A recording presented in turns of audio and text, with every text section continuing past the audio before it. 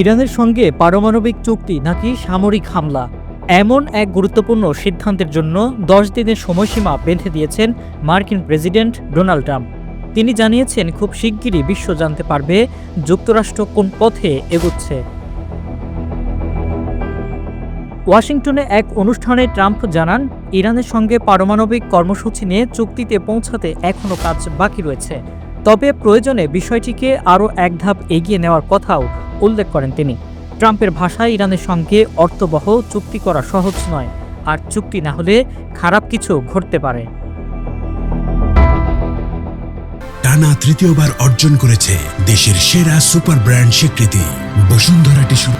এদিকে মার্কিন কর্মকর্তা সংবাদ মাধ্যম সিএনএনকে জানিয়েছেন, যুক্তরাষ্ট্রের সামরিক বাহিনী সপ্তাহ শেষেই ইরানে হামলা চালানোর প্রস্তুতি সম্পূর্ণ করেছে, যদিও চূড়ান্ত সিদ্ধান্ত এখনও নেননি প্রেসিডেন্ট।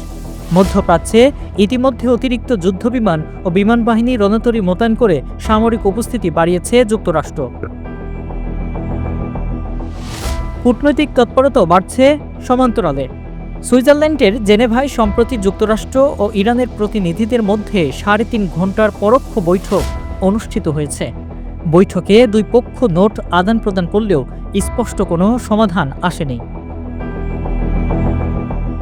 ইরান বলছে, একটি নির্দেশিকা নীতিমালায় তারা একমত রয়েছে, তবে মার্কিন কর্মকর্তাদের মতে এখনও বহু বিষয়ে বিস্তারিত আলোচনা বাকি রয়েছে।